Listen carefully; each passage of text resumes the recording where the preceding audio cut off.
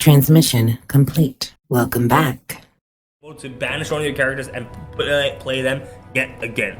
Notably, in addition to that combo with the signature spell, I looked it up. You can, if you play Brynhilder's Thunder Song, that card that prevents your opponent from playing cards during that turn. If you play during your opponent's turn with the signature spell, you're just telling them, no, this is not your turn, just pass your turn. Yeah, you're saying, hey, if you had any cards in your hand, well, guess what?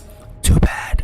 Oh, damn. Alright, so we're going up here, we're going up to Chiang Roy, playing the Scuttle Crab, and Jin Shuen played out his Pit Rookie.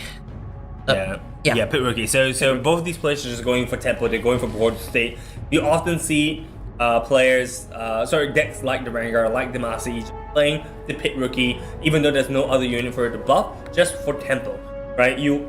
Tempo is such an important concept in Riftbound, because by not playing it and choosing to buff another unit or playing it when there's another unit on the board means that you're not developing a 2-drop, and by not developing that 2-drop on your first turn, it means that your opponent has free reign to do whatever they want with the units that they have developed. Here we are seeing Roy playing a second Scuttle Crab, and I believe that is going to be the GA.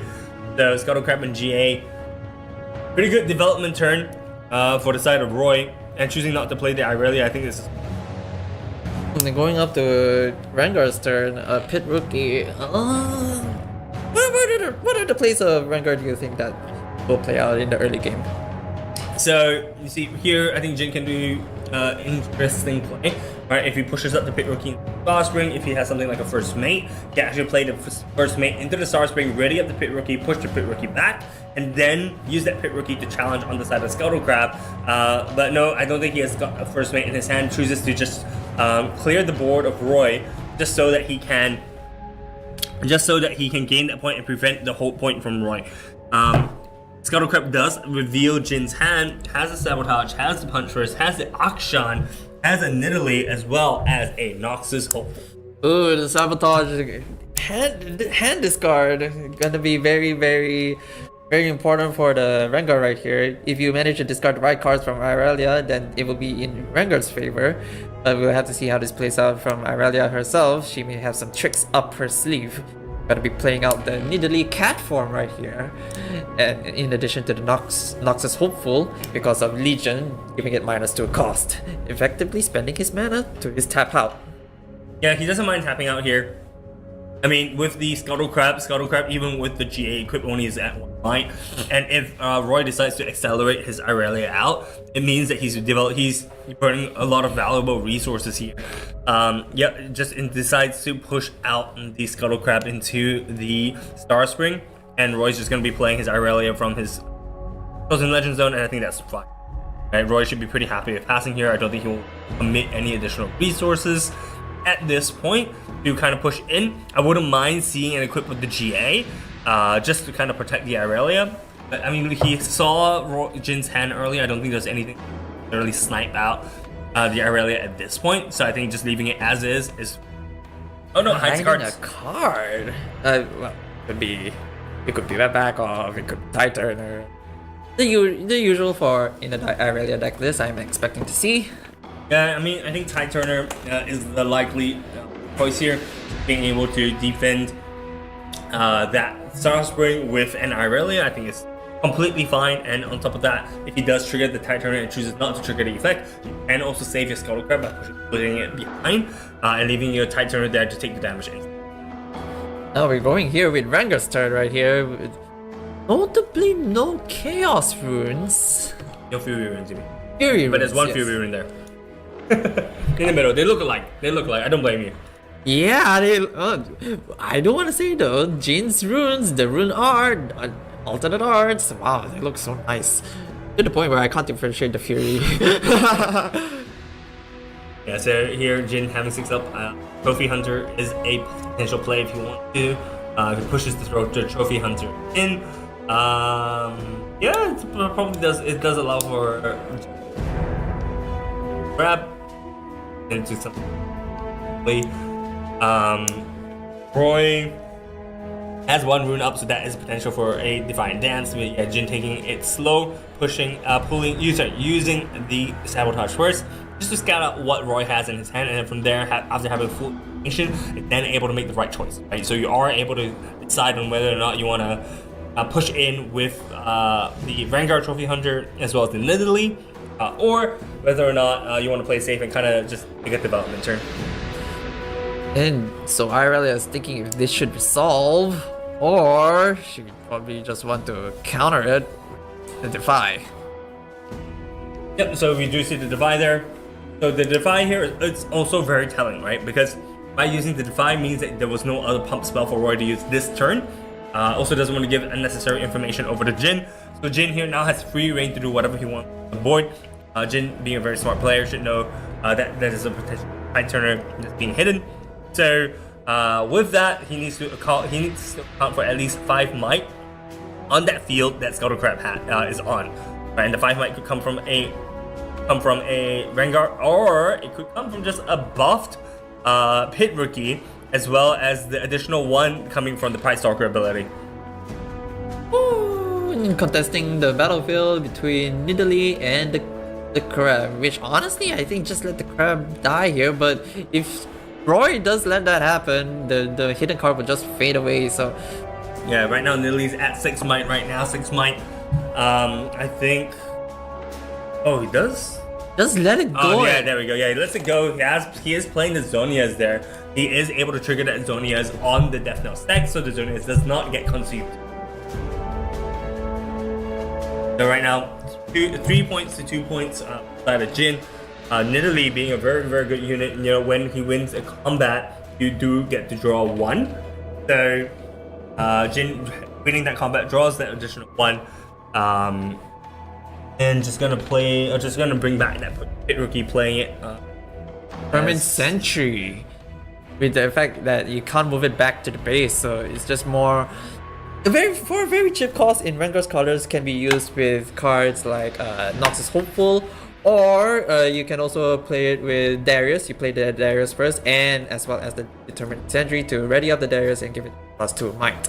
Very nice card, a very cheap card to use in a ranked deck, and especially it benefits off the legend, so you can buff a unit that you choose. Yeah, I think very smart playing it onto that Star Spring, bring back the Nidalee, saving it for later, saving it for when he can win with that combat. So I think here Roy just gonna be sending in that Irelia with the GA. Just gonna win the combat. I think Jin's gonna be happy with just taking that on that combat, bringing it up 3 points back to even points right now. Roy needs to try to find a way to bring it over, bring the Irelia over. If he does, he will be up and on even points, which puts him in a much more comfortable position. Thinking about Roy's right now, have all the runes available to use. He can play. Honestly, I think he should just pass here and just see whatever reaction plays he has against Jin with the Rengar. Plays the Tide Turner, that battlefield, and place 1 rune to ready up the Irelia and move it to the other battlefield. Yeah, because Tide Turner gets played. So you choose the Irelia. When you choose the Irelia, you trigger the Legend ability to ready the Irelia, and then you trigger the Star Spring, right? So that you're allowed to push the Irelia back through the Tide Turner plate, and then the Irelia can then just move up. Very smart play from the side of Roy, pulling him up to 4 points. Oh, right. That's smart, very smart play, man. Indeed. Now, with a very healthy amount of runes holding up from Irelia, we're passing over to Rengar right here, with his board state seemingly menacing with a huge amount of units, with just 2 units, 1 per battlefield on Irelia's side. Yeah, I feel like Rengar is a very fair deck. A lot of the things they can do just wants to win with might. Jin does have the punch first, so Roy knows that. So Roy must be very confident, and I think holding both of these battlefields, which is why he kind of made this, right? Jin here needs to be able to so many permutations right now, and 2 Defiant Dances, 1 Defiant Dance, 1 Discipline, 1 on guard. 4 runes up means a lot of might for the side of the Irelia. And the Irelia is also at the abandoned hall. Italy attempting to take away and take out the Tide Turner. Reaction please from Irelia.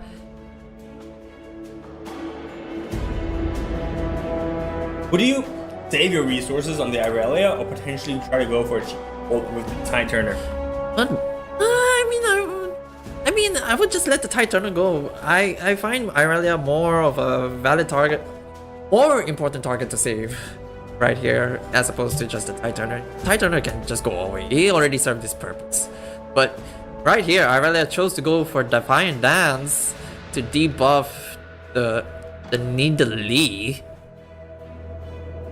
Yeah, debuff the Nidalee as well as to buff that Tide Turner as well. So it's gonna be a swing and might. So instead of a 4-2 in favor of the Nidalee, now it's gonna be a 2-4 in favor of the Tide Turner. We are gonna see the Divine Dance being proc. We are gonna see the Trophy Hunter being played right now.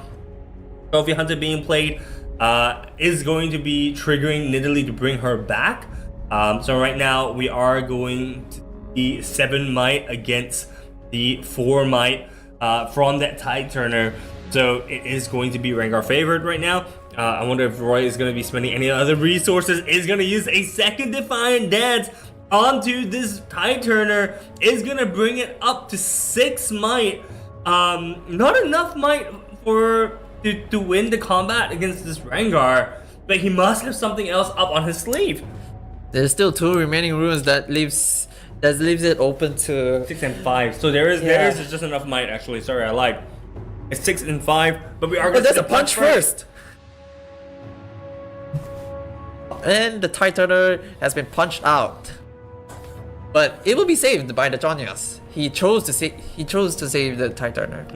He can't choose because it's the next unit that dies. So Roy, I'm actually surprised Roy used all his resources to try to kill to try and save this Tide Turner. Jin is going to be more than happy to just pass here. Yes, there's a Rengar on his side of the field. But it does, and now Jin is at even points at this point. But I wonder if Roy has used too many resources. I mean, he's only got 4 runes up right now. A Tide Turner and Irelia in his in his side of the field. I think Irelia can be pulled back. And Roy should focus on just trying to save and defend this Irelia right now. But arguably, I think if you just pass the turn here and just with the reinforcement from the Tide Turner, but he chose to play the Tide Turner to save the Irelia back to base while just trying to have some form of defense on that battlefield so that the opponent cannot just comfortably take it. And that was what we call pivoting, man. He pivoted the Irelia over to the Star Spring right now. Jin having only 1 rune up means there's only 1 potential action that he can play here, which is that punch first, but he's already used 1 punch first. But guess what? He's got 2 punch firsts, 1 for each fist right now, defending with 11 might on his side of the field. Does Roy have an answer for this with 3 Defiant Dances down? Oh boy, he has 2 fists and they're meant for everyone. That goes down the Irelia. It's been sent back to base because of Guardian Angel saving Irelia. Yeah, Roy must have calculated that because he was okay with losing this Irelia, but thanks to the help of the GA. And this means that Jin does not have another punch first, or potentially only has one more punch first left in deck. This does allow Jin to go up to 6 points for a very lethal for a very lethal turn to following after, but now Roy is also up at 6 points thanks to the help of Charm. But only 3 runes up. I'm not sure if Roy has what it takes to actually go to actually take the win the very next turn. I mean, it's 1 card hand and 3 runes left. He's almost went through all his resources, whereas Jin on the other hand has 6 units on his side. Pit rookies at the ready, cats on the prowl, Rengar ready to strike and claim his trophy with 4 runes, and he has a massive card advantage over Roy. 1 rune available, which leaves 1 rune open for a Defy, but that won't really matter for Jin, who has a massive board state ready to take the battlefield at a moment's notice. Yeah, so here having a huge board is gonna think about He has to play around what's the most efficient way of clearing Roy's board whilst being able to hold at least one battlefield the very next turn. A little bit of thinking process going on for Jin right now. He's thinking how he wants to assign his combat damage, how he wants to assign his units to take over the battlefield. A little bit too still though, right? No, the shadows moving. You see the shadows moving? Yeah. Both players are so still. I thought the camera froze for a second there. Jin making sure he's got everything accounted for. What is it? Oh, that's the buff token, okay. He sends his Nidalee over to take out the Tide Turner, bringing him up to 5 points. Yeah, allowing him to draw one more card as well. I think that's the guaranteed draw that he wants to look at. And now the question becomes, is there any way for him to push into this Tide Turner safely whilst holding one battlefield? Because keep in mind, I think if I was Jin, I would like to split my might evenly. Because if you choose to overcommit on one battlefield and Irelia manages to blow out that battlefield, the writing's kind of on the wall at that point. But then again, Irelia has used up 2 Blade Dances, so... Two Defiant Dances. 2 Defiant Dances, so it would be very hard for her to take over the other battlefield, even if she has 7 might in that aspect. Yeah, and even if you do choose to hold the Star Spring, I wouldn't hold the Abandoned Hall. I mean, we saw just now from the game number 1, right? Right, yeah. Abandoned Hall helps Irelia so much. So choose, just defend the non-Abandoned Hall game. Now we're going through think process from Jin. Violet, have you played against any of these decks before? I played against a Rengar. And how do you feel? I mean... Okay, I'll put it like this. My units were sitting comfortably farming in the battlefield, and the Rengar just does whatever he's doing on the other battlefield. I'm just farming XP until I get out my unstoppable mastery that is untargetable with 13 might and comes in at the ready. Goes in swinging, and I play out my Alpha Strike to kill whatever units he has there and gaining 1 XP as well. So, basically, you didn't interact with Rengar at all then? Nah. Okay. So Jin here, I think pushing in with the Rengar Trophy Hunter is going to threaten to take out that Tide Turner. Roy is just going to give him that battlefield to him. Is going to go up to 6. Actually surprised to see that the Trophy Hunter is going onto the Abandoned Hall. I was like, back on the side of the Nimue. But I've learned to just trust Jin's. Ooh. Deciding put units reinforcing the Nidalee or Rengar right here to make sure that the might is even. But both sides, the thing is that both sides, if you think about it, one knocks his hopeful 2 pit rookies. So he's kind of got his, it's just whether he wants to put more units onto the Abandoned Hall or more units onto the Star Spring. So it opts to put 2 pit rookies into the Abandoned Hall, passes it over. 4 runes open is a little bit dangerous though. 4 runes open would leave to... If he has a 3rd punch first, then the crowd's gonna go wild. I mean, 3rd punch first here would be really, really good.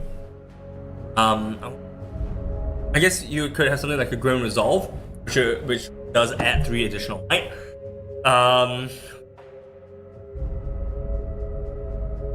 Longsword if he plays, but I don't think Rengar is really.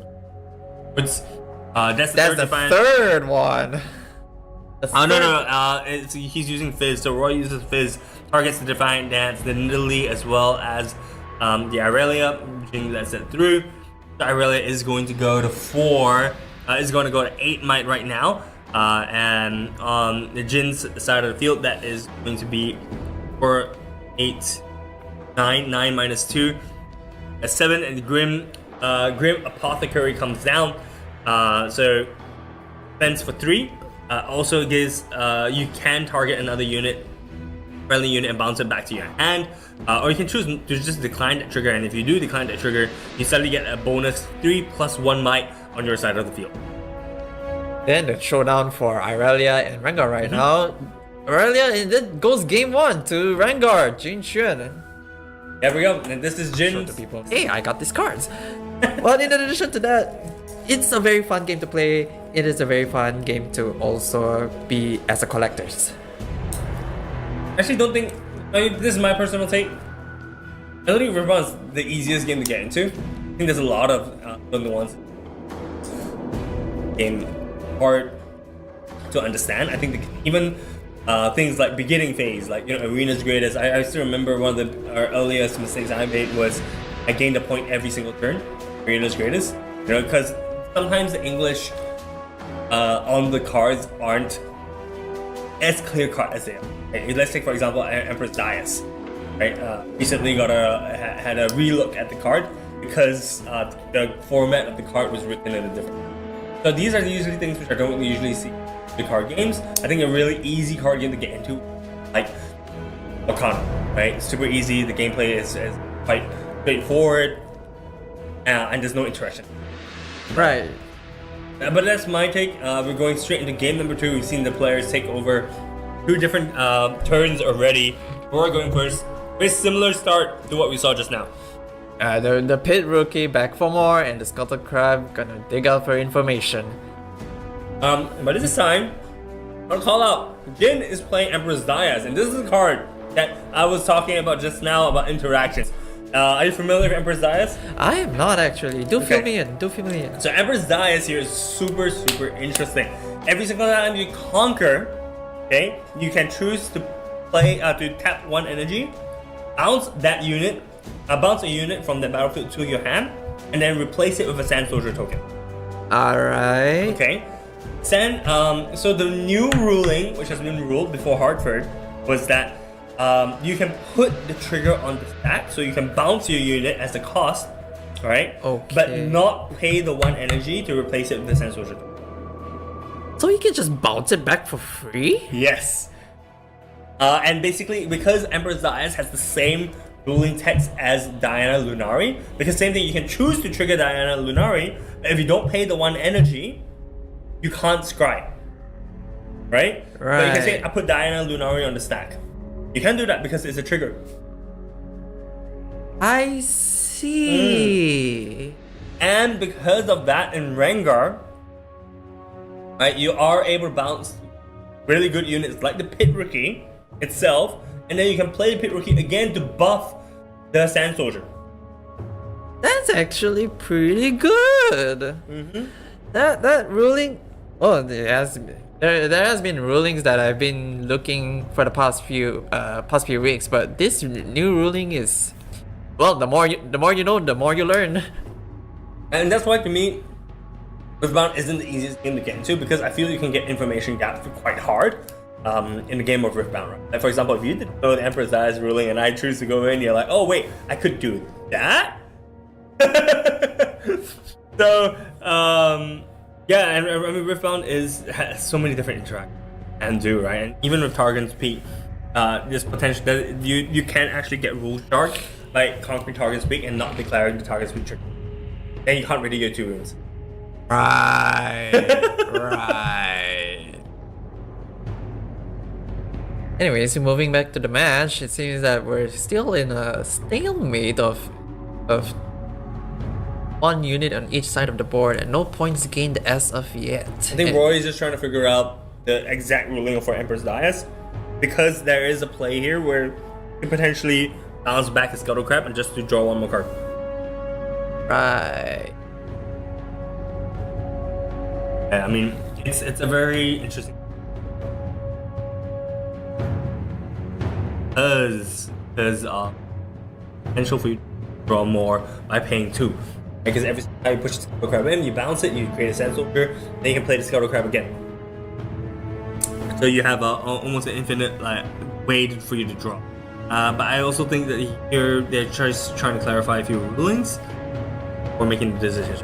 Roy, after having confirmed that he is going to make that decision to bounce to push it into the Emperor's Dais. No! She's going to go for Targon's Peak instead. Already out the 2 runes at the end of the turn, but just passing there. Going up to 1. Ooh. He's not passing. He's just triggering. He was declaring the Targon trigger. And he's just going to play Stellarcorn for 4. Right. getting up the 1 point, picking the things up a notch. Moving on to Rengar's turn. 5 runes. I do expect to see the pit rookie bounce that we were talking about earlier. 4 runes left is enough runes for him to do what he wants. So ideally it would be pit rookie, pay 1, bounce, play pit rookie again, and then Noctis Hope. I think that turn would be super solid for the side of Jin. Yeah. I see the play. Jin's just carefully getting his thoughts out and making sure that his plan is all in order before he decides to execute them.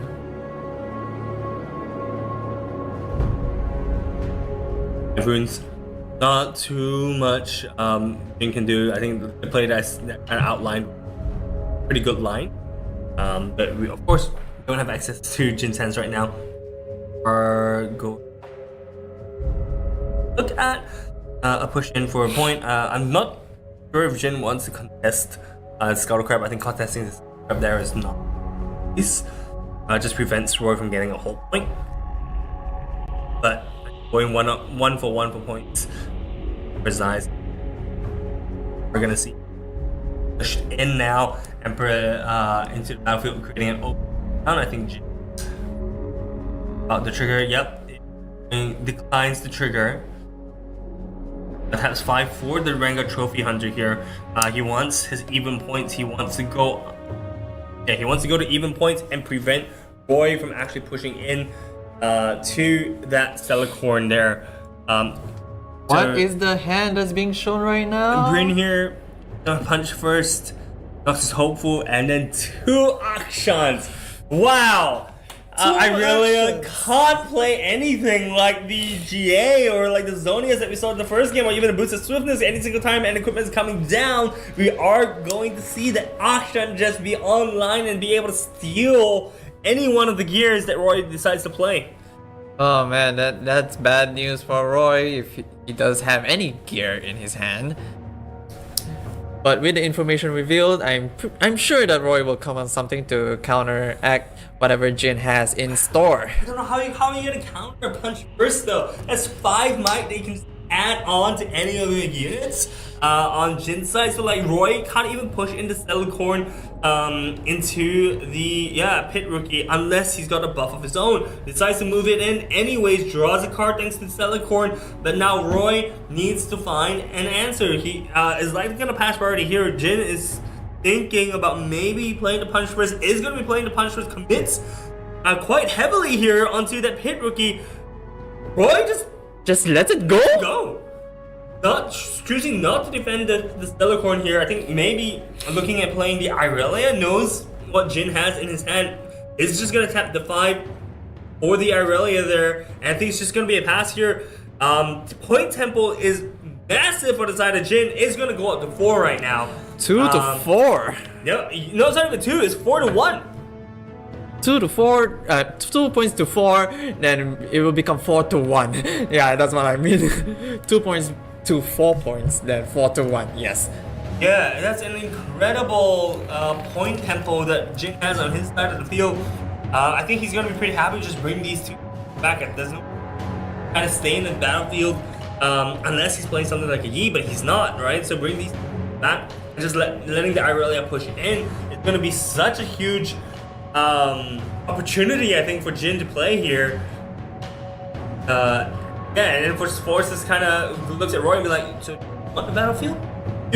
I'm coming in for you next. I'm just gonna take a developmental turn. It's just gonna play the Yakshan without triggering ability there. 4 might is still 4 might on the board. 4 might being 4 might, it's actually quite decent of a stat line in this board state. You can split the 2 units, Pit Rookie and Akshan on one, and the Rengar on the other one, being a 6 and a 5 separately. But depending on what Chiang Roy wants to do here, he can just adjust accordingly. You can send both the Akshan and the Pit Rookie against the Irelia on that one battlefield alone, if the Irelia is alone in one battlefield and the Rengar on the other. And there's also another case of if Irelia chooses to buff her units with the disciplines and all the spells that they have, Jin has the punch first. We saw the punch first from the scuttle, and Roy knows that he has the punch first.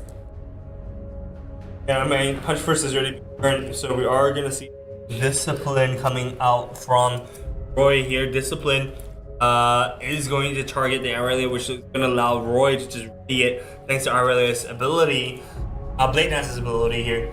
And getting that one card draw off the discipline to get him something good, something that can last against. Well, hopefully, we're top decking. So we are going to see discipline trigger. We are going to see Irelia trigger as well. So that is going to be Irelia up. Is going to be readying it.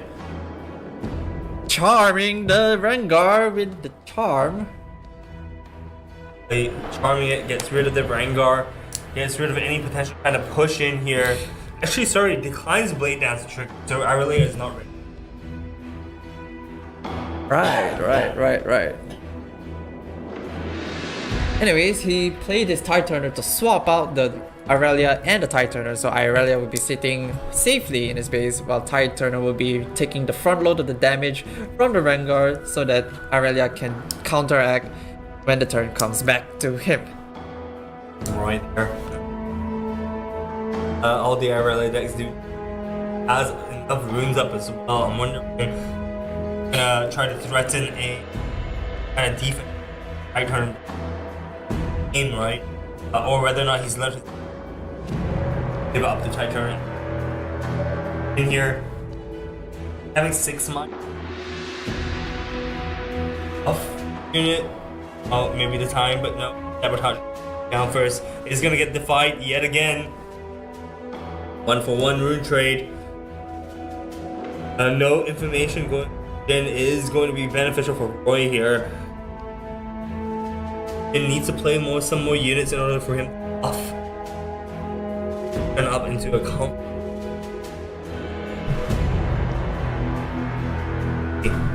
What does Jin have up his sleeve? Notably, he has the Brynhild Thunder Song. If played at the correct moment, will decide the game in his favor. We just need one more piece left for the combo, and that is Rengar's signature spell, Thrill of the Hunt. Yeah, but you don't even need to use that combo in tandem, because I mean, if you just play Bryn here next turn, prevent Roy from playing any of his spells, and then you just push in, right? So I think the Jin's kind of game plan here is to conquer 2. If he's able to conquer both, then Roy can, then Jin can kind of set up for a Bryn here turn next turn, right? I wonder if we're gonna see the Emperor's Dais trigger here. I do want to see it. I think creating a Sand Soldier token for one energy is going to be beneficial. Yeah, and then he can just replay that Pit Rookie, and this is actually better of a battlefield than I thought it was gonna be when I first read it. So we are gonna see the Sand Soldier being played now. Is gonna buff up the Akshan to 5 because that's still considered a plate unit. Yep, it is still considered as a plate unit, and now with the Akshan at 5 might, can take over the Tide Turner very comfortably. 5 might versus 2 might. Even if you buff the Tide Turner with a discipline, it will only bring up to 4 might, which is not enough to take out the Akshan. And Rengar decides to buff up the Akshan even further with 6 might, so Irelia's gonna have a bit of difficulty, but he decides to play Gust to make sure the Tide Turner is safely back in his hands, and the Rengar player will safely go up to 6 points after all of the interaction. 6 points here. This is lethal. Once again, we are at this point where Rengar is 4 points ahead of Roy, having such a commanding state as well. I think this game is almost sit and done already, but once again, we can't count Irelia out just yet. Irelia just took out the Pit Rookie, netting him up to 3 points. A Sand Soldier. And Sand Soldier, yes.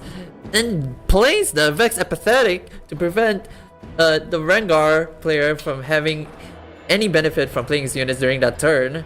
Well, I mean, you can buff other units, but the units that's played down, especially his own unit, his own legend, the Rengar Pride Trophy Hunter. Yes, Rengar Trophy Hunter. It will be Vex Apathetic. The anti. Yeah, no, definitely Vex Apathetic is a thorn in Jin's side, but I don't think it's too little too late just yet. Roy is tapped out here. If Jin has any kind of pump spell on this Akshan, it means getting rid of the Zonias, it means getting rid of this Irelia. Does Jin have any way?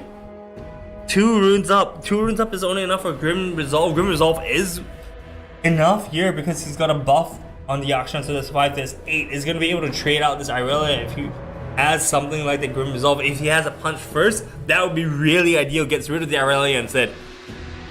Let's see what Jin has in store. If he decides to let the battlefield be conquered by Irelia, or he has a counter waiting to be executed. I mean, losing the Akshan here is not the worst because then you can just Akshan heal the Zonias from Roy next turn. Because he does have a second Akshan in his hand, but I want Jin has another counter spell that you could potentially play around. Play with. Irelia's topped out, no?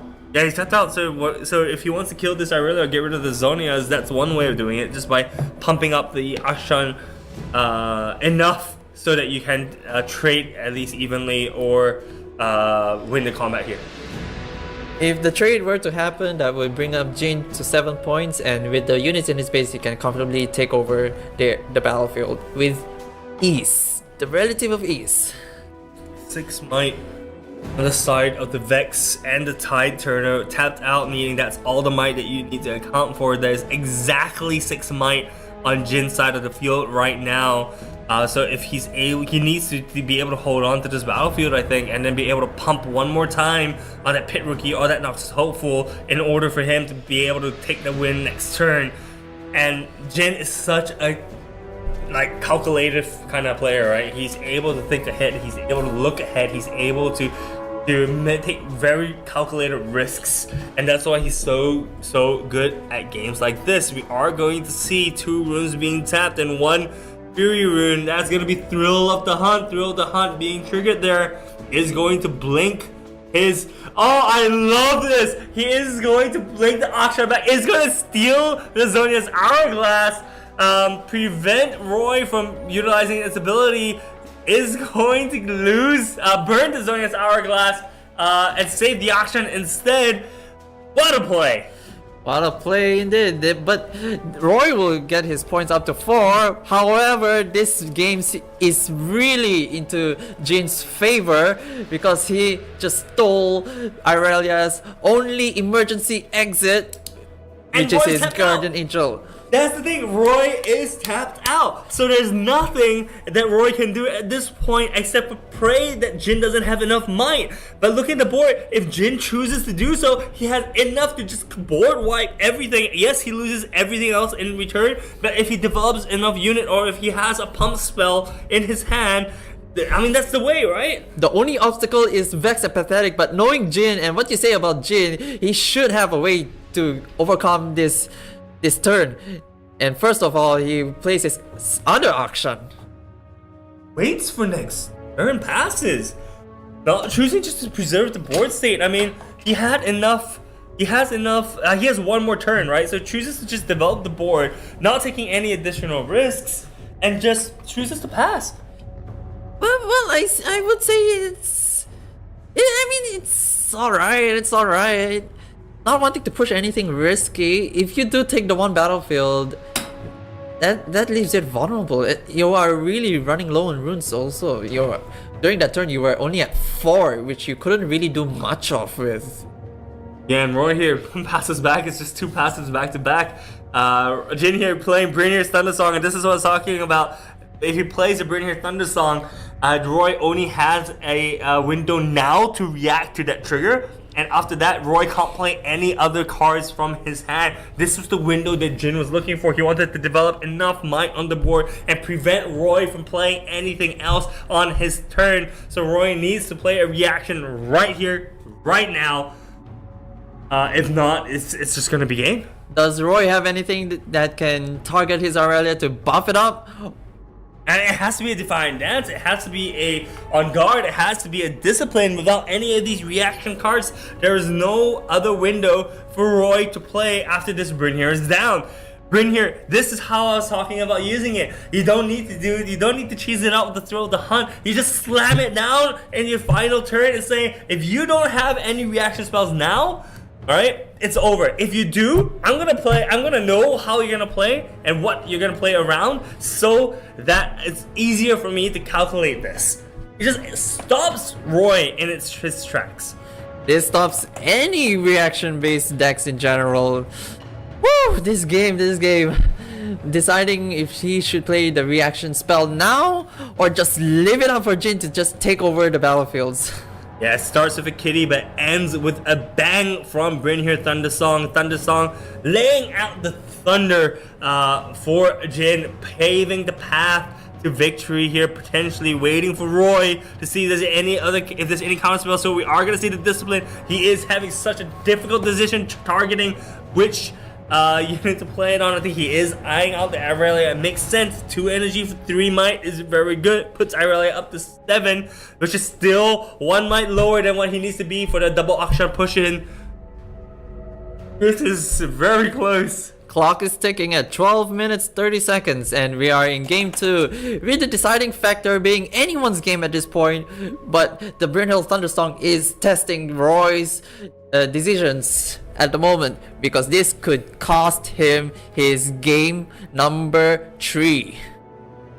The bust up the Irelia makes sense, puts Irelia up to 7 in total, draws a card. Is there any other reaction for Roy to play? I'm guessing not. He puts his cards on his hands. Still thinking about the trigger. If there's any other card for Roy to play here, keep in mind whatever card Roy plays here, it has to be a reaction. So he passes it back. Priority goes over to Jin. Jin is going to have enough might, I think, push over because it's just going to be 8 might over to the Irelia. Irelia can't do anything else. So that is just going to be blowout on the Irelia. Irelia goes down here, and I believe Jin is going to just be able to push in with the Akshan and the Pit Rookie. Roy just trades the Akshan over, and we're gonna see the Pit Rookie as well as the 5 might Akshan go in. And that's it. That should be it. Yep, that is game. Congratulations to Jin for going out a clean 3-0.